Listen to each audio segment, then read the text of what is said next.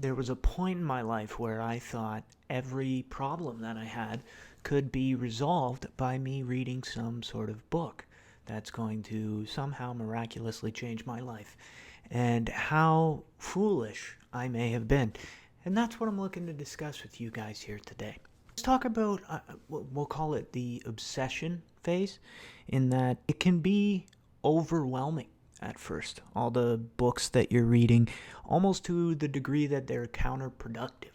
You're sitting there like, oh, I need to do this, and I need to do that, and I need to do the other thing, and I can only ever accomplish getting on YouTube, being better at YouTube if I read all these books and I have to watch all these other videos and I have to watch all these other things before I ever do the actual thing, which is actually do the thing. Does that make sense? I don't know, probably not.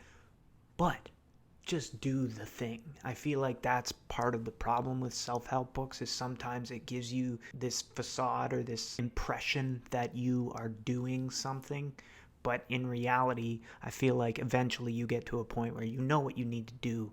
It's just a matter of doing it. And I feel like that's where you get guys like Gary Vaynerchuk and stuff like that who are like, just do it. How many times are you posting a day? How many times are you doing this? How many times are you doing that? His overarching point is just do it, which I feel like once you've read enough of these books, they all start to sound similar. And at the end of the day, they're just sort of this tool to help facilitate your growth. But at the end of the day, you have to do what you read in the books. The weird advice, I like be in cold showers. I'm sure there's lots of benefits to cold showers. Actually, there is. I won't knock cold showers. They've definitely helped me out when you need a nice wake up in the morning, or it definitely makes you feel better throughout the day. So I won't knock cold showers. Those are cool.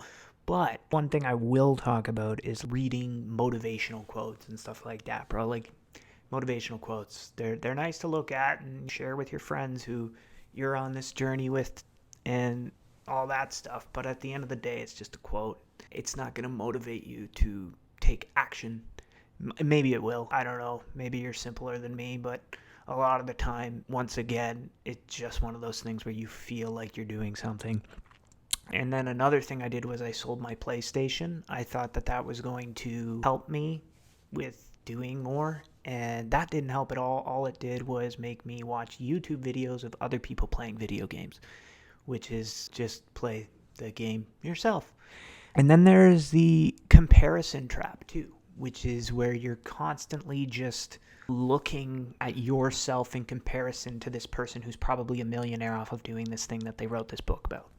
So why are you comparing yourself to them? I'm not Mark Manson yet. I still give some fucks. I'm not these writers who I look up to. And I'm sure, like I said, so this is what I want you to realize. Here's sort of the turning point, I guess, is it's not supposed to be all end all. Books are great.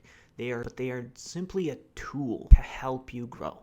Eventually, you have to implement some of the things that you learned in these books. And I'm not saying everything that you read in these books is going to be for you. And that's something that you need to realize. You need to read a book, take from it what is valuable to you and what you do think is actually an implementable action that you can take in your life that doesn't seem ridiculously daunting. Starting a 30-day video yourself challenge like I did, and knowing that and coming to the realization that now I don't know if I can. I just want to bring videos that actually have value as opposed to just, oh, I have to post every day. So I'm done with this challenge, but you will see me continue to post on here. It's just going to be more well thought out and stuff like that. So that's what I would say. I think self-help is a tool, but ultimately at the end of the day, you want to take action. So take that first step, take that first leap, do the thing, whatever the thing is. Try a new job. Try to play the guitar. Try to do something that interests you. Try to start a YouTube channel. Whatever you want to do.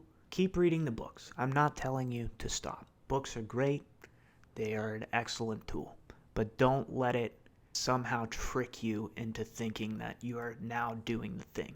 Because you could read a bajillion books, but until you actually... I think of it as somebody who's in a trade school. If they read all the books on the particular subject, awesome, but eventually they have to actually do the thing. Otherwise, it's all for naught. That's why you see most people in trade schools, they have to apprentice before they can actually do the job. So, makes sense. Anyway, that's what I wanted to discuss today. Don't let books ruin you, even though they can be powerful. And that's a saying for anything. Too much of anything is bad, right? So read your books, but also do the thing that the book tells you to, as long as it works for you. Awesome. Love you guys. Thanks for tuning in one more time. And I hope you continue to come along the path with me, because I'm figuring this out and we'll figure this out together. Peace and love. Thank you, everyone. Take care.